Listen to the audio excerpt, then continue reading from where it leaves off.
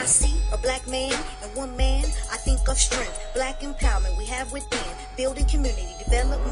Let's continue to build our own. Let's continue to stay strong. Motivation, no matter the hate, no stopping. You just go. Listen up to Quan, John, and Queen P for giving us a voice. Speak up for what's yours and yell and make that noise. We are kings and we are queens. Melanated royalty, just getting started. Loving self and knowledge. Stack that wealth. Motivational motors, y'all. He leaves her. Now I'm like, whoa, there's something fundamentally wrong here. Wow.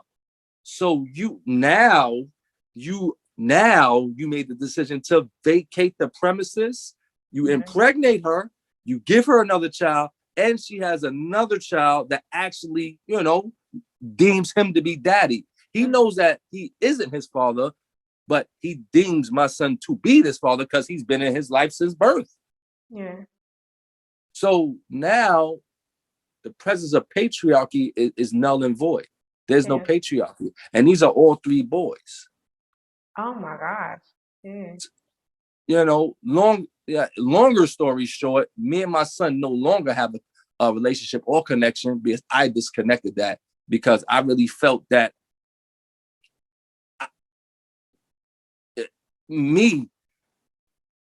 I could have did the same thing with him. Yeah, you could have. Which I would never do that. You understand? Mm-hmm. I could have did the same thing with him. And I think the fact that I took it really personally because I'm like, wow, damn. He probably felt like since I wasn't in the demographic area, is that the word? Demographic or geographic? Geographic area. Yeah. Geographic area that I wasn't there. But right. I was there fiscally though. But I wonder from your point of view, you were there because you know all the struggles that you went through to provide for him. But as a child, being your child, because you weren't physically there every day, if that played a role in his decision. It did. I think because he still doesn't, in which we've had this conversation, he still doesn't understand. Daddy had to leave to make sure I could be fiscally there. Because if daddy stays there, I can't even be fiscally there for you, and I'm there. Think about that. Yeah. If I stay here with this individual, I'm not going to be able to attain the resources necessary to be there fiscally for you. The only way I'm going to get fiscally responsible is by leaving the situation. And I don't think he has been able to grapple that understanding. But he left homegirl, actually, big up to my son, my grandson, Kyrie. He was born on May 2nd. All right. We're going to flash the picture. He's adorable. You know what I'm saying? So we got JJ and we got KJ. All right. JJ is Jameer Johnson. KJ is Kyrie Johnson. All right. Okay. So, so he left her in the midst of her pregnancy, which he has no respect for and from me. And I don't give a damn. Yeah. You know what I'm saying? But that's neither here nor there. So, I still have a connection with her and I let her know, you know what? It's a very sad thing, but actually it's a good thing. My mantra, bad things happen for good reasons, right? Mm-hmm. This is a very bad situation that he is no longer in that household and you are no longer with him. However, you can utilize this to pave the way to your son's success. She has 3 boys. Now you have a template to show you what you don't want your sons to be like. Right. Okay. Now this is what you have. It is. Struggle. It definitely is, man. It's definitely going. But for the women out there, they are not exempt. You have to understand who you are laying in the bed with. You have to understand. Please, young lady, don't believe if you have a baby by him that this dude gonna stay just because the baby's there. Okay. Yeah. Don't. You understand? And now when you look at the women's situation, you have a lot of women that have quote unquote daddy issues. Yeah. Now hold up. They can fall in 2 categories too. The fact that they didn't have their father, they could say to hell with dudes. I'm gonna have babies by them and they don't got to be there because yada yada yada. My mommy was strong enough to raise me. Or they could say, because daddy wasn't there, you know what? I'm gonna try to hold on to this knucklehead. Yeah. So tight and he's not gonna leave because I really, really desperately need him in my child's life. It's sad. Mm. It's sad to fall in either one of those categories, man. Mm. You know what I'm saying? Definitely. I feel like it kind of all boils down to, like you said something that was very interesting when you were talking about your son, and you didn't understand why they would choose to have a child the first time, let alone the second time. But it was They like thought they were in love. your word choice was interesting that you said they chose to. I Chose. chose. Did they plan Chose. that child? They choose it? No, Huh? I feel like a lot, I don't know about their situation. I feel like a lot of people don't make that choice. They're being negligent.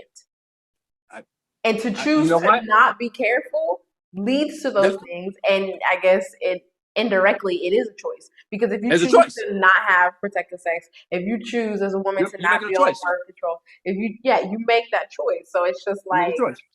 Period. y'all need to be careful. I don't feel like there's a gray area in that because I mean, Mm. when you do something that could be deemed destructive after you do it, you made the choice. I go in, you know me, I go furthest extreme. If I go out here because I don't have any money and I go rob the bank, I just made a choice to go to jail. Mm. I made a choice. Yes, I'm going to get caught one day. Yeah. Might not be today, might not be tomorrow. I'm going to get arrested. I am actively in my head. I said, hey, I'm going to this, whether it's conscious or not, I'm going to jail because I'm going to rob this bank. Mm. So That's therefore, it. if I sleep with this young lady Mhm. unprotected, I'm saying there's a possibility that I'm going to be a father. Right. A And if very I'm not real saying that, you're right. possibility. I'm being negligent, and Exactly. I'm being. But you know what? That's not something you're gonna tell the courts when they come for that child support. Nope. You ain't gonna say, "Hey, I was just being negligent. I'm sorry." Oh, well, you're getting paid for that No, negligence. Thank you. you know what I'm saying? Yeah. Because, like, And that's definitely, another they thing. need to know that. Like, I wish people understand it the way you understand it. I mean, granted, you're older than us, so like you'll have that knowledge that teens, specifically teens, I'm talking like teen parents, maybe even like early 20s, whatever. They don't have that knowledge, so they go out there making these stupid, dumb mistakes. And then once they make the mistake, they stick with it, which is even more stupid. It's like if let's say you're 19 years old, you get your girl pregnant, and she has a baby, and you roll out because you're not ready to be a dad. So she's left there to raise that baby on her own. Then next thing you know, so many years later, 20 years later, you're 41 and you still decide, like, yeah, I'm still not going to be in that. It's too late. It's too late. I'm not going to be in that child's life. I can't just pop up after all these years or don't even think about it. Don't even care. Completely forget about the fact that they have a child. That's crazy to me. That's even more dumb than the first choice to leave. It's you know what it is? It's generational ignorance. It is. Hint, hint. My next book being published will be out in a month and a half or so. It's generational ignorance. It's passed down, man. It's crazy. It's like the other cultures, they pass down wealth. We pass down ignorance, man. Mm-hmm. It's crazy. No doubt. The other cultures, they pass down hatred and racism too. They don't just pass down wealth. You understand? But we don't have wealth to pass down. We pass down ignorance. Like, come on, man. It's absurd. Excuse my language. Yo, there's a lot now on the other side of the story about the presence of patriarchy. You got a lot of dudes that are victim to the systemic racism and the ploy to keep them beneath the surface. And I say that basically means a lot of dudes are really out. Well, when I was growing up in the 80s and 90s, was selling drugs to support the family. Yeah. How about that? Yeah. He's selling drugs to support the family. You know what I mean? And what's going to happen to him? He's going to jail, meaning he's absent from the family. Mm-hmm. You understand? Mm-hmm. Well, we forget about that. We always focus on that's what I'm saying, because the black man is looked at as the most terrible dude on the planet. Period. Right. The black man is looked at in America is looked at the most terrible, demonic guy on the planet. He can't be trusted. You know what I'm saying? He gonna rape, rob your daughter. He gonna do all these things, or he's susceptible to doing these things. Right. You understand? For real, for real. You know what I mean? We don't look at the dudes that was selling drugs to support the family and they got hit with 15, 25 years by way of the Rockefeller law. Right. Now, the family's without the patriarchy. You understand? Now, mommy got to struggle with 3, 4 kids. You understand? She can't handle all 3, 4 of them kids. You know what I'm saying? Now, the daughter in the family, she's subject to be manhandled by another dude outside because daddy ain't there. You know what I'm saying? Now, little Junior, he ain't going to school. You know what I'm saying? Mommy at work. You understand? He ain't going to school. He know ain't nobody there. Mommy can't beat him. He big now. You know what I'm saying? What he going to do? He going to go out there and hustle and sell drugs. You see how that whole lineage and heritage has been destroyed by the lack of presence of patriarchy? You done destroyed the lineage. You look at what happened. Look at, you took away that father figure. Look at what happened. Look how it trickled down. It's a domino effect. It's a domino effect, and it's a cycle. It's like a never-ending cycle. Like you said, generational ignorance. You're just going to continue to pass it down until somebody actively realizes that their family is stuck in that cycle, stuck in that generational curse, and then actively attempts to break it, to stop it, to change it. Right. But it doesn't happen because people can't see out of the bubble that you're in. When you're in a bubble, you just see what's around you. You can't see past it, and that's the problem. We got to be on the same page. We got to be on code, as they say. That's another thing. We don't have a code of conduct in the Black community. No. You understand? We don't have the wrong ones. Word. We don't have a doctrine. We don't have a doctrine that states if you don't abide by these fundamental truths, you are going to be excommunicated from the community. I know people in my family that have done some heinous things, and people still talk to them. You know what? It's funny that you say that because I look at my husband's family and other Nigerian families, and they have a code of conduct. They have to. And when somebody jumps off the bandwagon, not necessarily that you have to follow everybody. You can still be an individual. You can still be unique. But there are certain rules that you have to follow to be a good person, to contribute what you can to the family. And once you break that set of rules, once you break that trust, you out. You out. Which it should be like that. You understand? But the problem is, you have to make sure, I'm sorry, real quick, you have to make sure that the people who create that doctrine know what they're doing. Because I see in America, when families try to have their set of rules, this is what you got to do. And if you don't do it, we're not going to talk to you. No. Yeah, but the set of rules that you had was bullcrap. Like, That's right. That's true.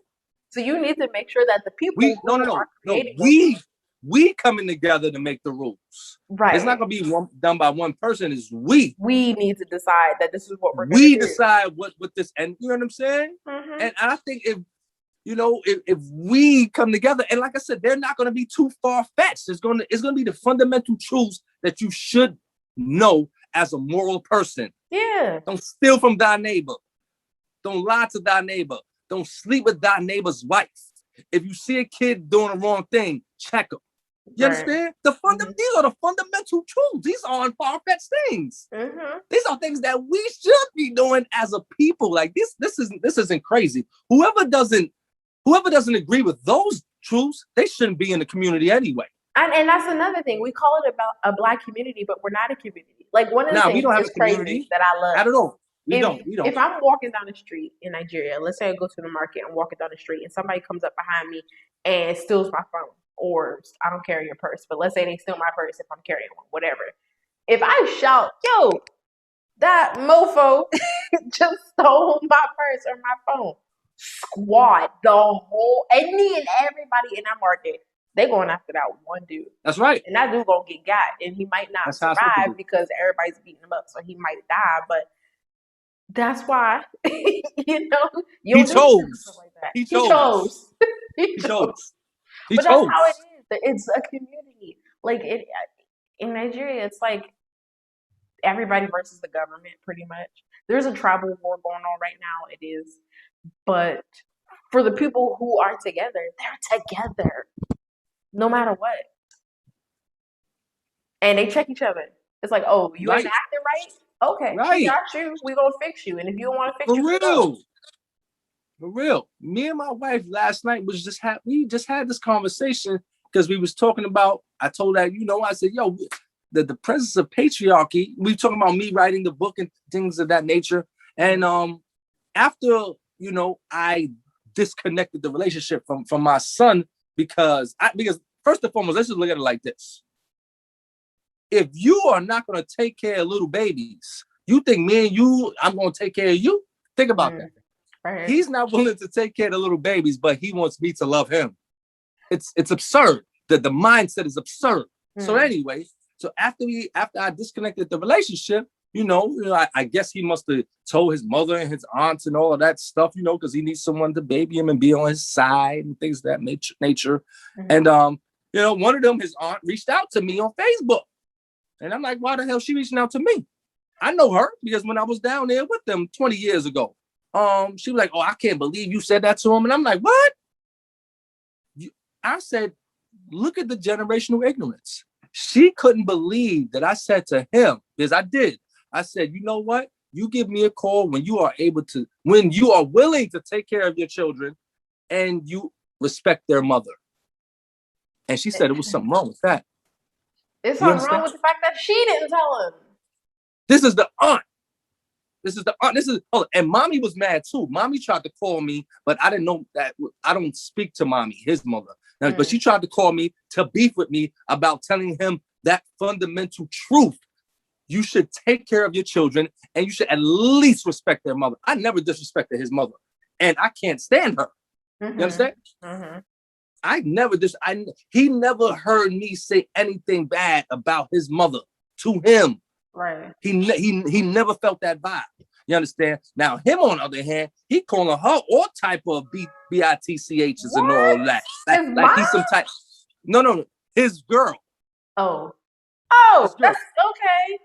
You know what I'm saying? Yeah. What I'm saying is, if you can't take care of your kids and respect the mother, I don't want to have any dealing with you. Right. And these imbeciles, because that's who they are, in his heritage, believe that that's a problem. Why? Because their generational ignorance says, you know what? You're supposed to let this man do what he want to do. No, that man ain't gonna do what he want to do and still have a connection with Quan John.